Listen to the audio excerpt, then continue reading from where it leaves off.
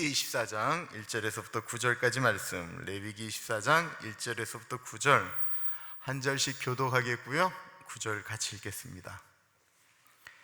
여호와께서 모세에게 말씀하여 이르시되 이스라엘 자손에게 명령하여 불을 켜기 위하여 감람을 찧어낸 순결한 기름을 내게로 가져오게 하여 계속해서 등잔불을 켜 둘지며 아론은 회막안 증거궤 휘장 밖에서 저녁부터 아침까지 여호와 앞에 항상 등잔불을 정리할지니 이는 너희 대대로 지킬 영원한 규례라. 그는 여호와 앞에서 순결한 등잔대 위에 등잔들을 항상 정리할지니라. 너는 고운 가루를 가져다가 떡 12개를 굽되 각 덩이를 10분의 2 에바로 하여 여호와 앞 순결한 상위에 2개로 한 줄에 6씩 진설하고 너는 또 정결한 유향을 그 각 줄 위에 두어 기념물로 여호와께 화제를 삼을 것이며 안식일마다 이 떡을 여호와 앞에 항상 진설할지니 이는 이스라엘 자손을 위한 것이요 영원한 언약이니라. 이 떡은 아론과 그의 자손에게 돌리고 그들은 그것을 거룩한 곳에서 먹을지니 이는 여호와의 화제 중 그에게 돌리는 것이로서 지극히 거룩함이니라. 이는 영원한 규례니라. 아멘. 레위기를 말씀드리면서 1장부터 16장까지는 하나님을 섬기는 제사장에 대한 규례를 말씀드렸다라고 했고요. 레위기 17장부터 27장은 예수 믿는 사람들이, 예수님의 백성들이 이 땅 가운데서 어떻게 살아가야 되느냐를 이야기한다고 말씀드렸습니다. 그런데 오늘 본문은 다시 제사에 관련된 제사장에 대한 이야기처럼 느껴집니다. 그런데 아니고요, 이스라엘 백성들을 향한 말씀이고 우리에게 주시는 하나님의 말씀입니다. 1절부터 4절 보겠습니다. 여호와께서 모세에게 말씀하여 이르시되 이스라엘 자손 중에 명령하여 불을 켜기 위하여 감람을 찧어낸 순결한 기름을 4개로 가져오게 하여 계속해서 등잔불을 켜둘지며 아론은 회막안 증거궤 휘장 밖에서 저녁부터 아침까지 여호와 앞에 항상 등잔불을 정리할지니 이는 너희 대대로 지킬 영원한 규례라. 그는 여호와 앞에서 순결한 등잔대 위에 등잔들을 항상 정리할지니라. 이 절에 보면 이스라엘 자손에게 명령하여라고 말씀하고 있습니다. 그러니까 제사장이 아닌 백성들에게, 우리들에게 하시는 말씀이다라는 것입니다. 성소를 지탱하는 불을 켜는 기름, 그리고 떡을 준비하는 것에 되어지는 에바 가루, 이 모든 것들을 준비하는 것은 백성들의 몫이었다라는 것입니다. 오늘 본문은 우리 마음속에 그림이 그려져야 됩니다. 성막이 있고요, 성소가 있고, 그림을 먼저 좀 띄워주시면 좋을 것 같아요. 저게 이제 이스라엘 광야 생활에 있는 그 소위 말하는 성막이죠. 저렇게 성막이 있어요. 그리고 지파들마다 앞쪽에 베냐민, 므낫세, 에브라임 뭐 이런 식으로 이제 지파들이 이렇게 흩어져 있고요. 성막이 있으면 성막의 문을 열고 들어가게 되면 번제단, 물두덩이 있는데 오늘 본문 말씀은 저 성막 안에 이제 성소가 있잖아요. 저건 완전히 천막으로 다 가려져서 빛이 들어오지 않는 곳인데 등대, 분향단, 그리고 저기 써 있지 않는데 저기 떡상이에요. 등대 위에 있는 게 떡상이고 그 안에가 이제 지성소입니다. 오늘 본문은 지성소, 법궤가 있는 지성소가 아닌 그 등대, 분향당, 떡상이 있는 성소에 관련된 이야기입니다. 그 성소에는 촛대가 있었습니다. 저 등대라고 써 있는 것이 저 촛대입니다. 그리고 저기에는 늘 불이 켜져 있어야 했습니다. 그거 올려주세요. 저 제사장이 지금 저기서 이제 저렇게 일을 할 때는 늘 저 촛불이 켜져져 있어야 했습니다. 그 불을 켜는데 사용되어지는 기름은 그냥 일반적인 기름이 아닌 순결한 기름, 순수한 기름을 가져오라고 이스라엘 자손에게 명령하셨습니다. 그리고 그 불이 꺼지지 않도록 켜놓으라고 하셨습니다. 왜 켜놓으라고 하셨을까요? 일단은 제사장이 저 안으로 들어가면 완전히 막혀져 있는 곳이었기 때문에 빛이 거의 들어오질 않았다고 합니다. 그러니까 불을 켜놔야 일을 할 수가 있었습니다. 그리고 저 불을 켜라고 말씀하시는 것은 우리 하나님의 사람들이 하나님께 드리는 삶에 대한 그 삶의 방식이 꺼지면 안 된다라는 것입니다. 2절에 보시면 감람을 찢어낸 순결한 기름이라고 말씀하셨습니다. 오늘날 우리가 무슨 순결한 기름을 하나님께 드리겠습니까? 오늘날은 저런 방식으로 제사 지내지 않습니다. 그러나 우리의 삶에 하나님을 향한 순결한 마음은 늘 간직해야 합니다. 우리가 어떻게 하면 순결할 수 있을까요? 우리가 어떻게 하면 순결한 마음으로 하나님 앞에 나아갈 수 있을까요? 우리 마음에 순결함을 간직한다라는 것, 하나님의 말씀이 아니겠습니까? 시편 119편 105절에 주의 말씀은 내 발의 등이요 내 발의 빛이다라고 말씀하셨습니다. 하나님이 주시는 말씀을 붙들고 살아가지 않으면 우리가 어떻게 순결한 삶을 살아갈 수 있겠습니까? 하나님이 주시는 말씀 속에서 우리는 우리 삶의 방향을 결정하게 됩니다. 말씀을 새벽에 묵상하면 하나님께서 오늘 우리에게 이런 말씀을 주시는구나, 오늘은 이렇게 살아가야 되겠구나, 이렇게 살아야 주님이 기뻐하시는 삶을 살겠구나 생각하지 않겠습니까? 예수 믿는 사람들은 무질서해서는 안 됩니다. 다른 사람들처럼 함부로 행동해서는 안 되는 것입니다. 이것이 3절에 말씀하시는 정돈입니다. 아무렇게나 등잔에 불을 지피도록 하지 않았습니다.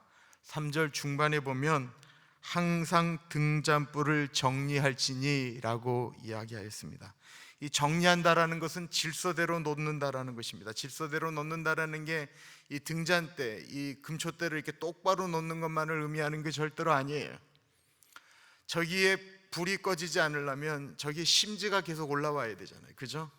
심지 정리해야 되고요, 그 안에 기름이 제대로 들어가 있는지 모자른지를 늘 봐야 됐습니다. 그리고 불이 너무나도 활활 타도록 심지를 올려놔도 안 됐고 적당히 타도록 움직였다라는 것입니다. 이걸 정확하게 보고 잡고 하는 것이 제사장의 일이었습니다. 질서를 의미하는 것입니다. 하나님은 질서의 하나님이다라는 말씀을 우리는 종종 들었습니다. 마가복음 6장 30절, 예수님께서 오병이어의 기적을 일으키실 때 제자들에게 이야기합니다. 50명씩 100명씩 앉혀놔라 라고 말씀합니다. 5,000명을 함부로 그냥 담성에 떡, 그 물고기 2마리와 보리떡 5개로 나눠준 것이 아니고 50명씩 100명씩 딱 앉혀놓은 상태로 하나님은 기적을 일으키셨습니다. 예배에도 질서가 중요합니다. 방언도 중요하고 예언도 중요하고 여러 가지 은사도 중요하지만 그것보다 더 중요한 것이 있다고 한다면 예배는 질서 가운데 흘러가야 합니다. 교회에서도 영적 질서가 중요합니다. 싫어도 당회가 결정했다고 하면 따라가 주는 것이 질서입니다. 국가도 질서가 필요합니다. 여러분들, 제가 이 말 하는 거 오해하지 마세요. 여러분, 박근혜 대통령이 대통령으로 있다가 내려온 것 때문에 마음 아프시죠? 이런 일이 또 일어나야 되겠습니까? 문재인 대통령 하야라고 해서 연이어서 대통령 둘이 그냥 하야하는 것이 정말 우리가 원하는 것입니까? 국가라고 하는 것이 질서가 필요한데 질서가 다 무너졌어요.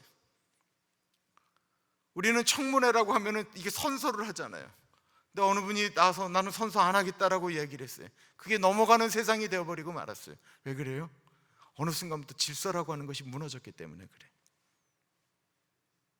질서가 무너지게 되면 누구들도 아무렇게나 얘기하게 되는 것입니다. 가정에서도 가족 간에도 윤리적인 질서가 필요합니다. 한번 질서가 무너지기 시작하면 다시 잡기 어렵습니다. 모든 공동체에는 질서가 필요합니다. 하나님 천지를 창조하실 때 첫째 날, 둘째 날, 셋째 날, 넷째 날, 다섯째 날, 여섯째 날, 하나님 그거 한 번에 만드시는 거 아무 문제 없으신 분이셨어요. 네, 하나하나 질서대로 창조하셨습니다. 하나님은 지금도 소리 없이 이 우주를 움직이고 계세요. 여러분, 365일 해가 동쪽에서 뜨고 서쪽에 지는 일을 한 번도 어기신 적이 없어요. 지금도 바다는 밀물과 썰물로 자정을 하고 있어요. 사시사철 꽃이 피고 있습니다. 질서의 하나님은 이 세상을 코스모스 질서 가운데 움직이고 있습니다. 마귀는 어떨까요? 질서를 파괴합니다. 사람들에게 네 인생이니까 네 마음대로 살라고 이야기합니다. 그때 일어나는 것이 무엇입니까? 파괴입니다. 결혼이라고 하는 것은요, 질서입니다. 한 남자와 한 여자가 살도록 하는 하나님의 질서입니다. 그런데 그 질서가 무너지게 되는 순간 너무나도 많은 사람들이 고통을 겪게 됩니다. 마귀라고 하는 말, 헬라어로 디아볼로스라고 합니다. 디아라고 하는 건 모모 사이라고 하는 것이, 사람과 사람 사이, 여기가 디아예요. 볼로스라고 하는 건 던지다라는 뜻이, 마귀라고 하는 것은 무엇과 무엇 사이에 던진다라는 거예요. 파괴를 의미하는 거예요. 우리의 가정이나 우리의 삶이 질서 가운데 있을 때 우리는 선한 영향력을 미치게 됩니다. 마태복음 5장 14절에서부터 16절 말씀, 너무나도 유명한 말씀입니다. 너희는 세상의 빛이라. 산 위에 있는 동네가 숨겨지지 못할 것이요, 사람이 등불을 켜서 말 아래에 두지 아니하고 등경 위에 두나니 이러므로 집 안 모든 사람에게 빛이 느니라. 이같이 너희 빛이 사람 앞에 비추게 하여 그들로 너희 착한 행실을 보고 하늘에 계신 너희 아버지께 영광을 돌리게 하라. 우리를 가리켜 빛이라고 말씀하셨습니다. 그런데 빛이 나려면 기름이 있어야 됩니다. 자신을 태우려면 무엇인가가 있어야 됩니다. 우리 안에 우리의 삶이 빛으로, 우리가 정말 빛 가운데 살라고 한다면 우리 안에 하나님의 말씀으로 채워지지 않으면 우리는 빛으로 살 수가 없습니다. 기름이 있어야 된다고 합니다. 보통 기름은 성령 충만이라고 이야기합니다. 성령 하나님이 우리의 삶을 이끌어 가시도록, 내 안에 예수 그리스도께서, 성령 하나님께서 내주하시도록 하는 것이 성령 충만입니다. 이게 기도 많이 하면 성령 충만할 가능성이 대단히 높지만 우리 안에 무엇을 채우느냐가 굉장히 중요합니다. 사람은 자기 안에 있는 것을 바깥으로 드러낸다라고 말씀하고 있습니다. 내 안에 음란함이 많은 사람은 말하는 것이 음란합니다.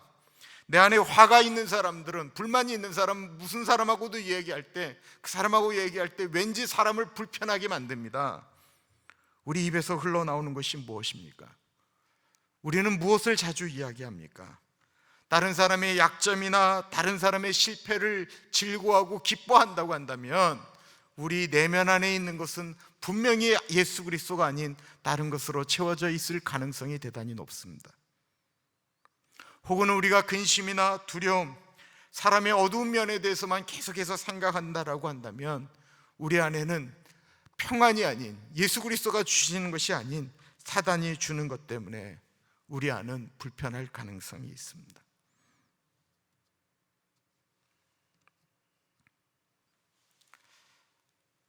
저는 우리 어르신들이, 우리 젊은이들이 대한민국 뉴스 좀 그만 봤으면 좋겠습니다. 지금은 그렇습니다. 하루 종일 상대편 잘못하는 것을 끊임없이 보게 되면 그 마음 가운데 전투력이 발생하게 됩니다. 저것들 잘못했다, 틀렸다라고 하는 생각만 계속해서 보게 됩니다. 그리고 그런 것들에 대해서 저한테 질문하고 문의하면 참 마음이 어렵습니다. 우리의 입에 소망을 이야기해야 될 텐데. 마태복음 12장 34절과 35절은 이렇게 말씀하고 있습니다. 우리 같이 한번 읽어보겠습니다. 시작. 이는 마음에 가득한 것을 입으로 말함이라. 선한 사람은 그 쌓은 선에서 선한 것을 내고 악한 사람은 그 쌓은 악에서 악한 것을 내느니라. 우리 안에 무엇이 있느냐라는 거예요. 베드로와 요한이 예배를 드리러 성전 미문을 지나가고 있었는데, 그때 날때부터 안진뱅이 된 사람이 구걸을 하고 있었습니다. 베드로와 요한이 지나가다가 그 사람을 이렇게 주목하여 봤다고 하니까, 이 사람은 자기가 원하는 것이, 자기 내면 안에 자기가 살고자 하는 것은 은과 금이에요, 돈이에요. 그래서 무엇인가를 얻을까 하여 베드로와 요한을 보았다라고 이야기하고 있습니다. 사도행전 3장 6절에 베드로가 이렇게 얘기하죠. 우리 같이 한번 읽어보겠습니다. 베드로가 이르되 은과 금은 내게 없거니와 내게 있는 이것을 내게 주노니 나사렛 예수 그리스도의 이름으로 일어나 걸으라 하고, 여기 중요한 표현이 내게 있는 이것을 내게 준다라는 거예요. 베드로에게 은과 금은 없었어요. 그러나 그 마음속에 있는 것이 다른 것이었어요. 내게 있는 이것, 우리 안에는 무엇이 있습니까? 우리는 무엇을 줄 수 있겠습니까? 다음은 성소에 진열되어져 있는 떡에 대한 이야기가 나옵니다. 5절부터 9절을 보겠습니다. 너는 고운 가루를 가져다가 떡 12개를 굽되 각 덩이를 10분의 2 에바로 하여 여호와 앞 순결한 상위에 2줄로 한 줄에 6씩 진설하고, 너는 또 정결한 유향을 그 각 줄 위에 두어 기념물로 여호와께 화제를 삼을 것이며, 안식일마다 이 떡을 여호와 앞에 항상 진설할지니 이는 이스라엘 자손을 위한 것이요 영원한 언약이니라. 이 떡은 아론과 그의 자손에게 돌리고 그들은 그것을 거룩한 곳에서 먹을지니 이는 여호와의 화제 중 그에게 돌리는 것으로서 지극히 거룩함이니라. 이는 영원한 규례니라. 떡을 만들어서 안식일만 되면 12개를 이렇게 진열해 놓았어요. 그 12개는 12지파를 의미하죠. 더 나아가서는 영적인 하나님의 자녀된 사람들을 의미하는 것입니다. 그리스도 안에서 영적인 아브라함의 자손된 성도들을 이야기합니다. 갈라디아서 3장 7절은 이렇게 말씀하고 있습니다. 그런즉 믿음으로 말미암은 자들은 아브라함의 자손인 줄을 알지어다. 갈라디아서는 믿음으로 구원을 얻는 것에 대해서 이야기하면서 더 이상 할례를 받은 유대인만이 하나님의 백성이 아니다라고 하는 것을 선포하고 있습니다. 예수 그리스도를 믿으십니까? 예수 그리스도가 나의 구주이십니까? 그렇게 고백하는 사람들을 가리켜 아브라함의 자손이다라고 고백하고 있는 것입니다. 한번 볼까요? 저게 이제 금으로 만든 그 떡상이에요, 떡상. 그리고 저 위에 진설병 위에 이제 그 떡을 저렇게 12개를 쌓아 올렸습니다. 저걸 만들어서 저게 굉장히 큰 거예요. 그 한 에바 그 10분의 2라고 하면 4.6리터라고 하니까 상당히 많은 양이죠. 저걸 이렇게 만들어서 이렇게 6개씩 쌓아 올리고 안식일 날 새로운 것을 만들어 올려놓고 그 다음 것은 뺐어요.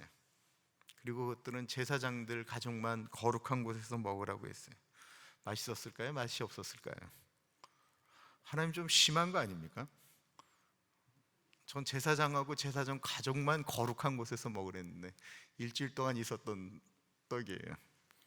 그래서 보통 저거는 그 유교병이 아니고 무교병이라고 얘기를 해요. 왜냐하면 누룩이 들어가면 일주일 동안 버티지를 못했을 것 같으니까 전 무교병으로 만든 떡이라고 이야기합니다. 오늘날 같으면 저런 떡을 어디에다 올리는 것이 영적인 의미가 있을까요? 순결한 상위에 올려놓으라고 했습니다. 저 그림을 보면 마치 12지파라고 얘기하고 하나님의 백성들인데, 하나님의 백성들이 그 금으로 만든 떡상 위에 딱 올려져 있어요.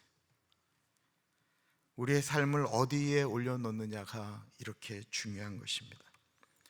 예수님이 전하시는 말씀을 붙들고 살아가면요 흔들리지 않습니다. 언제 그 사실을 알 수 있을까요? 삶의 어려움이 올 때입니다. 그때 우리의 삶이 진짜로 어디에 있는지를 분명히 알 수 있습니다. 뭐 어려움이 와도 뭐 나는 괜찮다 이게 아니고요, 어느 순간에 흔들림 가운데도 바라볼 수 있는 것이, 붙들 수 있는 것이 무엇이냐라고 하는 것입니다. 마태복음 7장을 보겠습니다.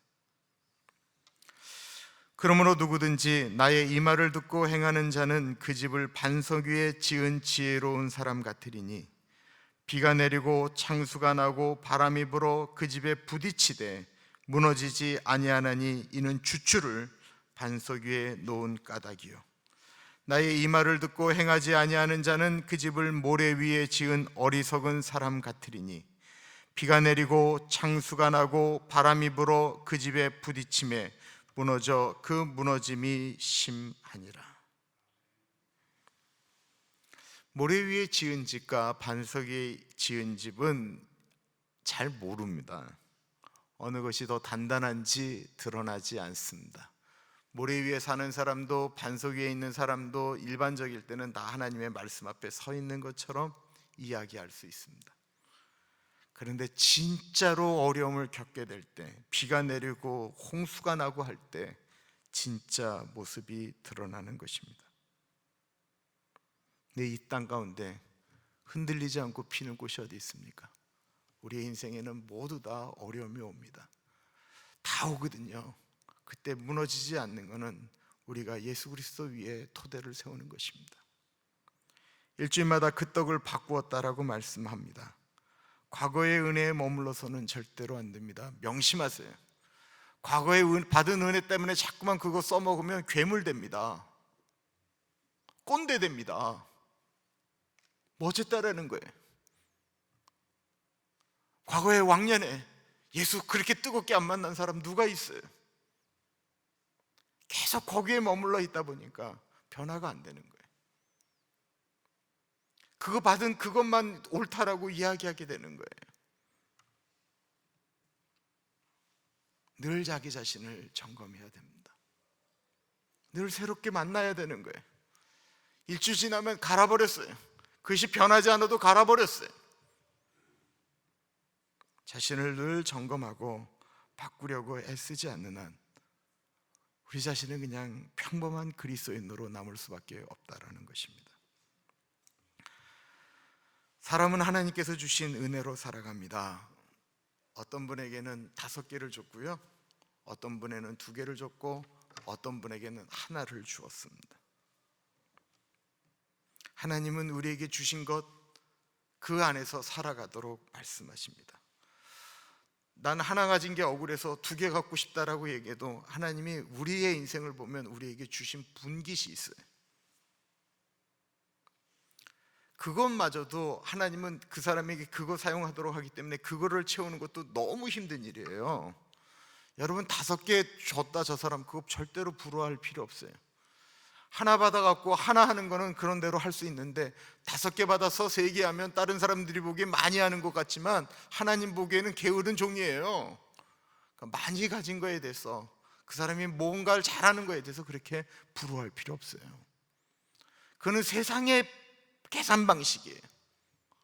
하나님의 방식은 하나님이 주신 것을 갖고 열심히 하는 것에 대해서 하나님은 계수하고 계시는 거예요. 아담에게 준 것은 생육하고 번성하고 땅에 충만하라고 말씀하셨지 하나님대라고 이야기하지 않았어요. 근데 마귀는 그가 할 수 없는 것을 할 수 있다라고 이야기하는 거예요. 마귀가 그렇게 얘기하니까 뭐 했어요? 선악과 따먹은 거예요. 사람이 하나님 되고자 했어요.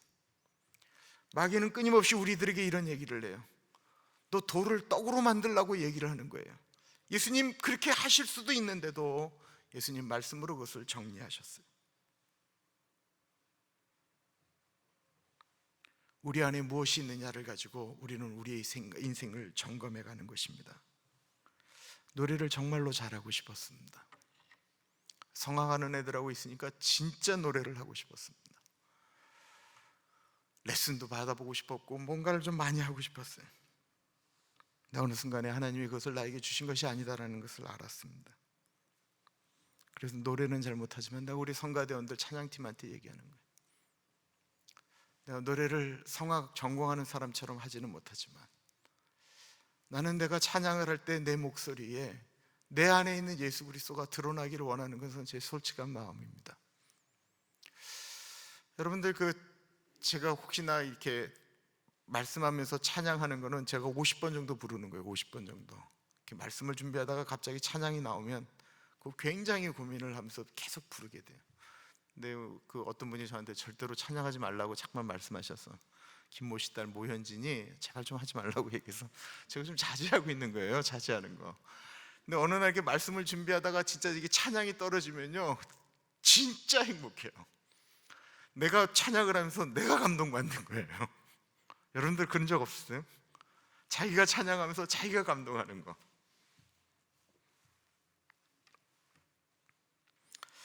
목회를 하면서 왜 나를 이렇게 사랑해 주지? 라고 하는 사랑을 교인들한테 받으면서 내가 이렇게 사랑받을 존재가 아닌데 너무 교인들한테 사랑받는다라고 느껴질 때도 있었고, 왜 도대체 나를 미워할까? 도대체 그분에게 아무리 잘하려고 해도 저분이 왜 나를 미워하는지 몰라서 너무 힘들어할 때도 있었습니다. 그런데 그게 내가 왜 사랑받지? 라고 하는 것에 대해서 이유를 모르는 것처럼, 왜 나를 이렇게 싫어하지? 이유가 있는 것 같은데 이유를 모르겠어요. 그리고 그것이 노력한다라고 해서 되는 것이 아니다라는 것도 알았어요. 어느 정도는 애쓰고 노력하면 될 수가 있어요. 그러나 어떤 것들은 내가 노력해도 될 수 없는 것이다 라고 하는 것을 알게 돼요. 그런데 그것을 통해서 내가 경험하고 있는 것은, 제가 경험하는 것은 내 안에 있는 예수 그리스도를 바라보는 것 외에는 방법이 없다라는 거예요. 만약에 그것을 우리가 예수 그리스도를 안 보려면 우리는 자꾸만 우리 겉을 포장하려고 만들어요. 어떻게든지 사람들에게 좋은 모습으로 만들려고 내 자신을 자꾸만 포장하게 돼요. 그건 겉의 모습이에요. 그런데 누가 나를 너무 좋아해도 내가 그것 때문에 휘둘리지 아니하고, 누가 나를 너무 미워해도 내가 휘둘리지 않는 것은 우리 안에 무엇이 있느냐라고 하는 것입니다. 예수 그리스도. 예수 그리스도로 우리 안에 채워지면 은과 금이 설령 없을지라도 그렇게 남들이 이야기하는 것이 그렇게 별로 중요하지 않게 다가오게 된다라고 하는 것입니다. 우리에게 주어진 삶은 24시간입니다. 그리고 나이가 들어가면서 우리의 인생은 점점 더 약해집니다. 늘 이렇게 자리에 서면 우리 지금 곽세인 권사님, 그 자리에 앉아있는 분이 우리 최원욱 장로님하고 최동숙 권사님이신데 지금 3일째 안 보이고 계세요. 약해지시는 거예요. 약해지는 거. 그렇다고 한다면 나이가 들어가면 우리가 드러내는 빛마저도 약해지는 것일까? 젊다라고 하는 것은 더 빛을 발하는 것일까? 저는 아니다라고 생각합니다. 젊을 때 육신의 정욕과 안목의 정욕과 이생의 자랑에 더 묶여있을 가능성이 대단히 높습니다. 그거 싸울래기 빛을 발하는 것이 힘들고 버거울 수 있습니다. 나이가 어느 정도 되면 자식들 키우랴, 자신의 미래 준비하랴, 집안 세우랴 너무 바빠서 주님의 일을 못할 수도 있습니다. 각기의 시간에 맞는 빛을 발하는 것들은 다 다를 것입니다. 나이가 들어서 나는 아무것도 할 수 없다라고 생각하실 수도 있고, 나에게 주어진 삶의 순간에 주님의 사람으로 살아갈 수 있는 일을 찾을 수도 있습니다. 그것은 내가 겉으로 있는 힘, 내가 갖고 있는 지식, 내가 쥐고 있는 돈, 이거 얘기하는 게 아니에요. 내가 어느 순간까지도 빛을 발하느냐라고 하는 것은 내 안에 예수 그리스도가 계시느냐를 갖고 이야기하는 거지. 왜냐하면 우리 안에 있는 게 바깥으로 나오기 때문에 그렇습니다. 우리는 세상의 빛입니다. 다 큐티하시는 줄 믿지만 설교 본문이니까 그대로 그냥 읽을게요. 제발 큐티 좀 하지 않으시겠어요? 어떻게 이 세상을 살아가면서 매일 말씀으로 우리 자신을 조명하지 않고 우리가 어떻게 살아가겠어요?